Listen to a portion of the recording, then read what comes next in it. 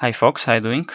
Well, after somehow disappointing round number 7, except for that amazing end of the game between Giri and Karjakin, today the Norway chess tournament was full of fun and exciting chess. More than a game, in fact, where was very interesting. But I think everybody would agree that the game between Peter Svidler as white and Magnus Carlsen as black was really very extremely interesting game. I mean, if you haven't seen anything about this game, you're about to see a very great game, a huge one, really probably one of the best of the tournament. Let us see how you like it. Svidler is white, the world champion. Carlsen is black. C4, 1c4. So it was a good day for English opening lovers, as all the games started by either 1c4 or one knight f3. Although some of them transposed into queen's pawns opening. 1c4 was trendy today, it seems, as during all the tournament. In fact, we have the e5 move, knight c6, and after the knight f3 we have f5. Really an aggressive approach, a Dutch approach, in fact, against the English opening, a very active one by Magnus Carlsen. Here d3 is needed to stop black from invading e4 very early, creating problems to this knight. Knight f6, g3, and here Magnus goes for a well-known scheme where black gives up his bishop voluntarily on c3 to bishop g2. He just takes, pawn takes, and black gives up his bishop pair to control better the center and, well, to spoil white's pawn structure a little. This is theory. d6, both players castle, and, well, this is somehow quite typical Dutch situation. I mean, okay, white has the bishop pair. On long term, he could have some advantages, but this is going to be very dynamic usually for black, because black has pawn majority on the center / king side, and he has some attacking possibilities on the king side. Rook b1 is putting the rook in an open file. This is quite theoretical, and queen e8, quite a typical maneuver for the Leningrad dash to bring the queen through light squares to the king side with attacking proposes. Now here the most common moves in my database, at least, is to play knight e1, of course freeing the bishop on g2, and maybe the idea is to go with the knight to c2 and, well, be flexible with the pieces distribution here. Instead, Peter Svidler goes with queen b3, putting some pressure on b7, and also maybe arguing that this diagonal is quite weak for black. Maybe not threatening nothing yet, but just putting the piece in a place. Well, Carlsen answers with b6. This might be a little bit scary for amateur players to leave this light square diagonal open with this bishop on g2, your rook on a8. But in fact, it seems nothing really wrong is going on for black. The knight is protected with the queen, and, well, if it's needed, the rook could go to b8. The bishop can be moved, protecting the knight. So it seems everything is very fine for black here. Svidler, in fact, plays knight h4, trying maybe to create something, but Carlsen just keeps calm. He plays knight a5. Of course, you're leaving the rook under attack, but first you're attacking the queen, so white is to move the queen away. Queen goes to a3, probably not the most accurate place to put the queen on, but okay, it's a move. Now rook goes away, of course, rook b8. And, well, after a very natural move like bishop e3, just developing a piece, surprisingly, or maybe not that surprisingly, no, for Dutch defense players, black already gets the initiative here with the very beautiful f4 move. Just that's it. I mean, that's how you play the Dutch. You just play very active on the king side, and, well, make white think, make white defend. That's why so many people like this 1f5 defense against the 1d4 or either knight f3, c4, etc. After g takes h4, black could even take on f4 black, because after bishop takes, black can take in on e2. I mean, white's pawn structure is really horrible one. But Carlsen has after g takes f4. Carlsen has even a better move. Queen to h5 keeps attacking e2, but also attacks the knight on h4, which is now really feeling stupid. It has to go back, and early kingside activity for black. There it goes. Very, very nice position for black already. I mean, white's pieces here on the queen side, they are not doing almost anything. Meanwhile, black is focusing all his forces against this king side, which already looks a little bit suspicious with this pawn structure, a little damaged. So very, very nice opening for black here. Carlsen really not only equalized, but gets the initiative very early in the game. We're only on the move number 15. Bishop takes, queen takes, and white's big problem is that he doesn't have only one problem, but in fact he has two problems. White king and this bishop. Well, king h1 is the best defensive move that Svidler plays here, but let us see what would happen if white tries to play another, I mean, natural looking move, trying to, for instance, bring the queen back to the game with queen b2. Well, the point is that black plays knight g4, always having the threat of checkmating on h2 if the knight leaves or whatever. So if now king h1, this is suggested as the best move. Black takes on f4, attacking the bishop, and now as you can see the bishop has a problem. If the bishop goes to d2, now strong move rook be8, threatening to take on e2 and invading 7th rank, pinning the bishop, attacking f2, that would be absolutely horrible. And how is white going to defend that? I mean, rook be1, just rook takes, because if rook takes back, queen takes on f1 for free, checkmate. And if rook from f to e1, well, rook e6, the rook is going to the h file, and black is really being checkmated quite soon. So horrible position for white here. Very, very, very bad position. In fact, a losing one. So already here, after 16 moves, white has quite a problem and must be very, very accurate defending, not to be, I mean, in a checkmated position very, very soon. Well, Svidler finds king h1, still rook be8, bringing the rook into the game is strong.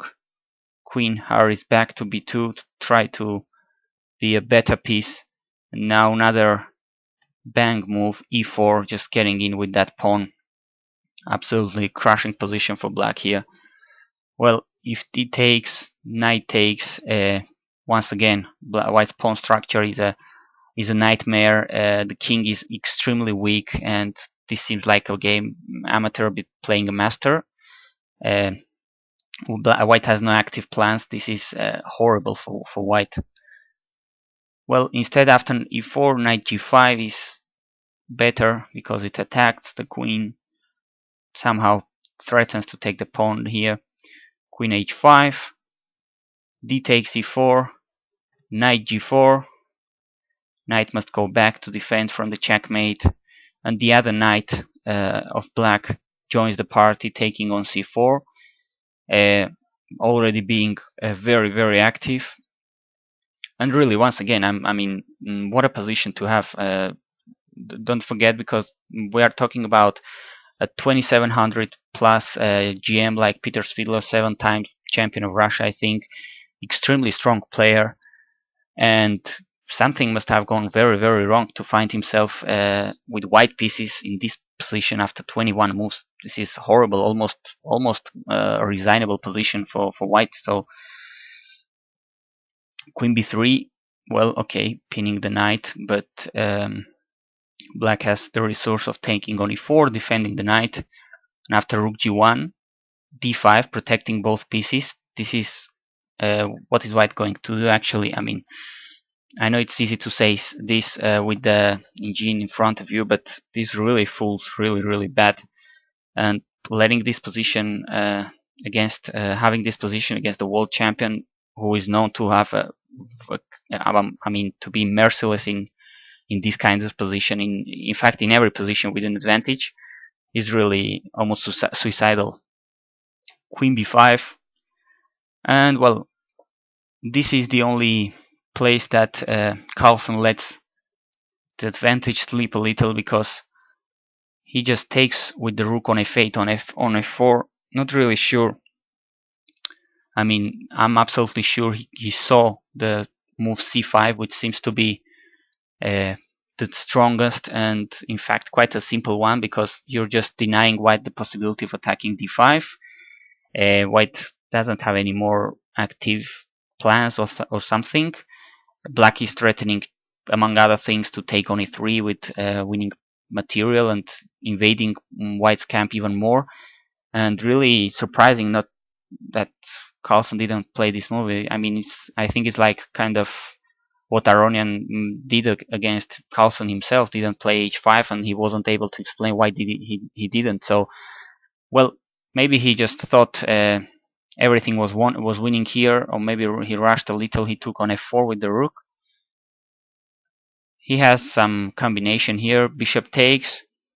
Now knight takes with a check. King g2, and now he takes with the rook on e2, threatening discovered attacks. Now, I mean, of course, white's king position seems really miserable one, but objectively speaking, this must be worse. I mean, not that great for black as the continuation with 24 c5, this continuation. And well, the fact is that after rook takes e2, white has this king f1 paradoxical move, moving the king even more, and now the rook is under attack. Well, knight goes back. Of course, now if king takes e2, the point is that black has a very fairly simple threat of checking on c3, forking everything, most probably winning, having a winning position.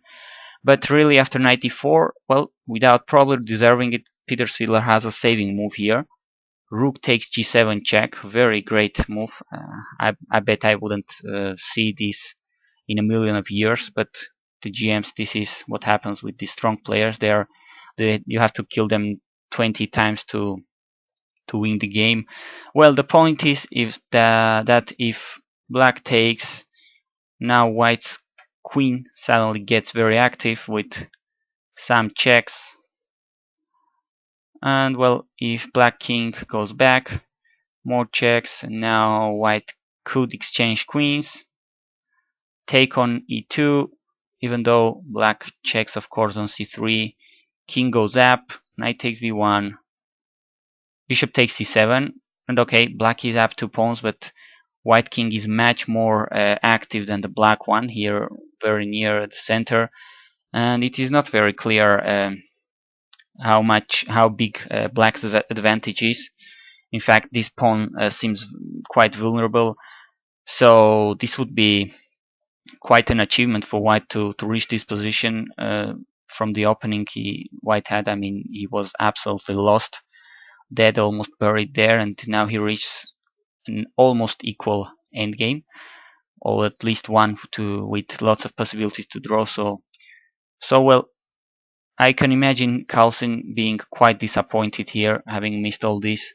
He goes king f8, but now white has an amazing comeback, sacrificing his queen. There it goes, allowing knight takes c3 check, king goes back to f2, and after taking here, rook from b1 goes to g1, defending his rook on g7, and in fact having some active pieces. I mean, not being better, because I mean this is a queen for 2 rooks, but now it could turn up that black king may even be vulnerable. So I mean, this is quite an achievement for white, from being completely lost, almost a resignable position, to achieve this is like a dream. Now knight back to c3, and here Peter could even have tried this couple of checks in invading with the rooks. Now take on c7, arguing that his king is now even safer than the black one. Maybe this was, I mean, I'm sure Peter wasn't in the mood for going for more adventure, even trying to look for the edge after the horrible position he had earlier. So he goes safe after knight c3. He just takes on c7, cutting this king on the back rank, at least securing him activity enough to draw this game. After knight e4 check, king e1, knight c5. In fact, that is what he does. The game ends with these perpetual checks. So after 38 moves, a draw was agreed. But I mean, what a game! Absolutely lucky one.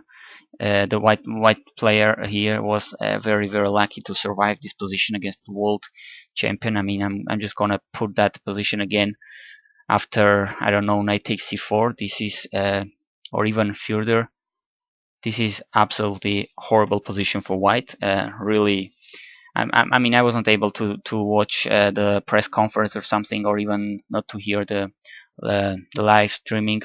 But as I was just taking a look at Twitter and all the tweets by chess commentators and so on, I could see very naturally Carlsen was horribly disappointed with himself. He knew he screwed this up. He was absolutely winning this with no excuses. So, wow, what a game. There it goes. A very beautiful game. It's a shame that the world champion couldn't find the winning combinations, but there it goes. This is chess. Thanks for watching.